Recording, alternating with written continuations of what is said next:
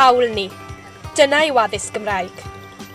Hawl i gael ein addysg trwy gyfrwng iaith ein gwlad ni ein hunain. Mae'n nodi yn Siarter Ewrop fod gan bawb hawl i gael addysg yn ei iaith ei hun. Hyd yn oed os yw honno ni'n leiafrifol fel y Gymraeg.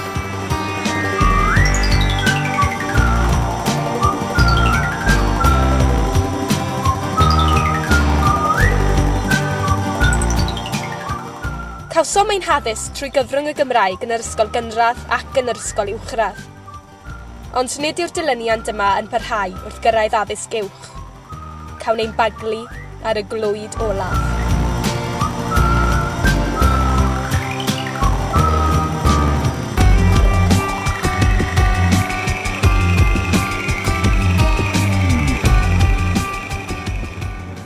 Pan sefydlwyd y Brifysgol diwedd y bedwaredd ganrif ar 15, oedd y genedl Gymreig ar ddeffro. I ni'n cael yn atgoffa yn 1896 o eiriau sylfeinydd y Brifysgol, Thomas Charles Edwards. Onid ydym yn genedl, mae hynny am nad oes gennym golegau na phrifysgol i greu ac i warchod ein bywyd i ellusol. O gael Prifysgol Genedlaethol, fe dyfwn yn genedl.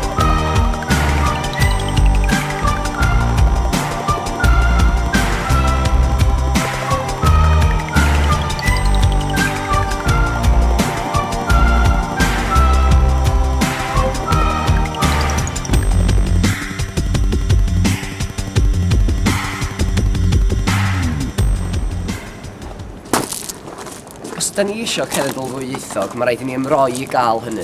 Fel dywedodd Thomas Charles ei hun, mae rhaid i ni alluogi'r iaith, gael statws academaidd. Dyda ni fel myfyrwyr yn gallu gweld hyn, ond pam bod y bobl sy'n honni bod nhw'n cynllunio'n dyfodol ni yn gallu gweld hyn. Wel, oedd cysgod brad y llyfrau gleision y droddiad y gomisiynwyd gan Lywodraeth Lloegr ar gyflwr addysg yng Nghymru hefyd yn drwm ar lawer o Gymru pan sefydlwyd y Brifysgol. Creodd yr adroddiad yma rhyw fath o seicoleg isoddoldeb ymhlith llawer o Gymru, a fe ddechreuon nhw feddwl mai Saesneg, a Saesneg yn unig oedd iaith dod ymlaen yn y byd. Saesneg felly oedd iaith Prifysgol Cymru o'r dechrau, ac o'n nhw'n dysgu pob pwnc, hyd yn oed y Gymraeg drwy gyfrwng y Saesneg. Wel, adeg sefydlu'r Brifysgol, Saesneg oedd iaith ysgolion Cymru hefyd, ond i ni'n gweld yn raddol drwy gydol yr 20fed ganrif bod y sefyllfa'n gwella. Sefydlwyd ysgol gynradd yn Aberystwyth am y tro cyntaf 1939, dan arweiniad Sir Ifan ap Owen Edwards wrth gwrs, ac i ni'n gweld sefydlu ysgol uwchradd, ysgol Glwyd yn yr Ill ym 1955. Dyw'r sefyllfa ddim yn berffeth wrth gwrs, ond erbyn hyn i ni'n gweld bod na addysg gyfrwng Gymraeg drwy Gymru gyfan. Addysg meithrin, cynradd ac uwchradd. Ond yn anffodus wrth gwrs, dyw hwnna ddim yn wir pan i ni'n dod at y Glwyd Olaf, addysg prifysgol yng Nghymru.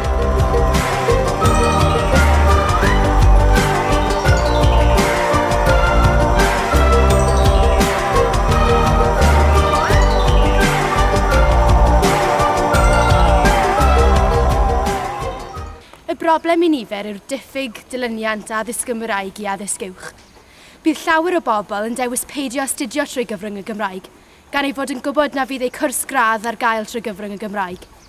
Mae'r newid iaith yn broblem i llawer iawn o bobl. Nid yw'r iaith Gymraeg yn cael ei thrin yn deilwng fel iaith academaidd, oherwydd y cyfyngder pynciau gallen astudio ynddi at lefel gradd.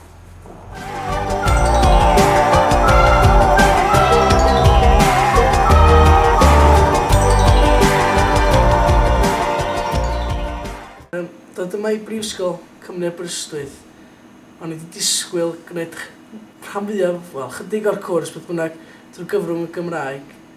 Ond mae'r stori yn hollol wahanol, yn enwedig yn gwyddorau gwledig.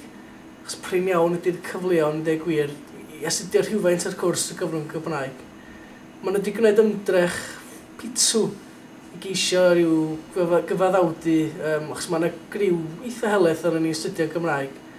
Ond eto, meddwl aros yng Nghymru ar ôl y cwrs, mi'n teimlo bod yn angenrheidiol cael dwyieithrwydd yn enwedig yn y maes cadwiraeth cefn gwlad neu amaeth.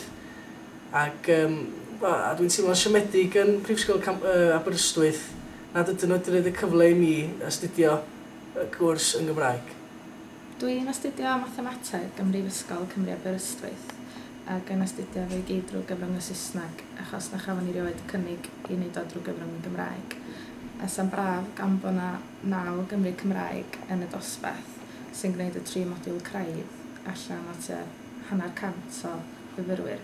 Sa'n braf cael cyfle i astudio rhai modylau drwy'r Gymraeg neu gael dosbarth tutorial drwy'r Gymraeg gan ma' na ryw dos a beth fwy na 15 mewn dosbarth tutorial beth bynnag, felly mae yna ddigon ohona ni. A dwi'n teimlo bod hi'n anheg bod ni rioed cael y cynnig i astudio drwy'r Gymraeg. Dwi'n astudio busnes yma yn Aberystwyth a tymor diwetha nes i gofnodi ar gyfer y modiwl mental a busnes, ond yn anffodus ges i e-bost wrth y darlithraig yn dweud bod nhw'n ddim yn gallu redeg y modiwl ragor a bod nhw an diddymu fe am dim reswm o gwbl. A bod y ddwy o'n i'n digon parod i mynd i'r darlithoedd a bod ni wedi mwynhau tymor diwetha, maen nhw wedi penderfynu peidio redeg y modiwl. Dwi'n teimlo bod hyn yn werthus ar ran y brifysgol a bod nhw'n dweud bod cyfleoedd cyfartal i bawb yn ogystal â myfyrwyr Saesneg a Cymraeg. Wel, yn fy marn i, does dim cyfleoedd cyfartal i myfyrwyr Cymraeg. Dwi'n yr ysgol rheolaeth y busnes yma yn Aberystwyth. Dwi'n astudio cwrs cyfrifeg a chyllid. Does na ddim darpariaeth Cymraeg o gwbl ar gyfer ni. Dwi'n meddwl bod yn anheg ofnadwy, enwedig ar gyfer dyfodol pan fydda eisiau cael gwaith yma yng Nghymru. Dwi'n meddwl bod yn bwysig bod ngallu fydd yn ddwyieithog, ddim jyst yn y Saesneg. Dwi'n meddwl bod yn deg o gwbl. Does na un modiwl yn cael ei gynnig drwy'r Cymraeg, ond dwi'n gorfod holi nhw am bapurau Cymraeg pan dwi'n gorfod wneud yr arholiad. Dwi ddim yn deg o gwbl. Yn y meddwl i dylse bod y brifysgol yn cynnig darpariaeth Cymraeg yn bob adran, bob modiwl. Yma yng Nghymru ydyn ni, so dwi'n gwybod pam dylia bod ni yn gorfod cael yn addysg drwy'r Saesneg.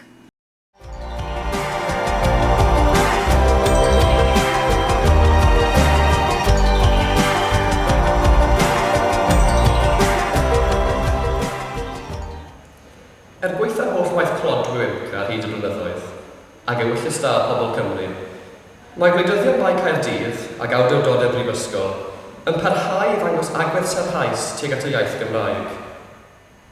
Mae'n heb bryd felly i ni ddyrchafu'r iaith Gymraeg yn ôl i'w ffrio gle ym Mhrifysgolion Cymru. Does braidd ddim cynllunio addysg Gymraeg wedi digwydd o fewn ein prifysgolion nac yn genedlaethol dros y blynyddoedd. Lle bod peth cynlluniau ar waith, maent yn dameidiog, heb fod a chyllid a staffio tymor hir. Yn ddibynnol ar fympwyr rhai unigolion yn unig.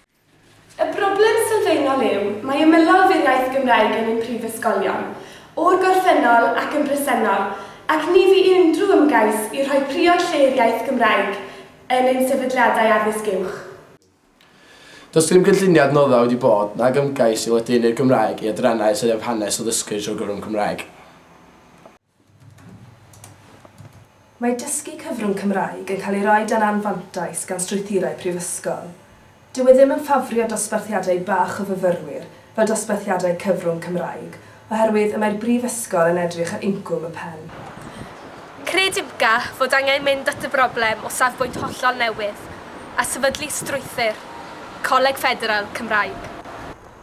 Nid sefydliad ar wahân fydd y Goleg Ffederal Cymraeg, ond sefydliad sy'n gweithio o fewn ac ar draws y sefydliadau presennol. Bydd gofyn am fuddsoddiad ariannol sylweddol gan y Llywodraeth, a bydd hyn yn unioni'r cam sy'n cael ei wneud ag addysg Gymraeg ar hyn o bryd. Dyma'r her fwyaf i'r Gymraeg i wynebu ers sefydlu S4C. Felly rhaid i ni uno gyda'n gilydd i fyny ein hawliau gweithio man gynlluniau y brifysgol. Dim ond Goleg Ffederal Cymraeg, a ateb y broblem y Glwyd Olaf.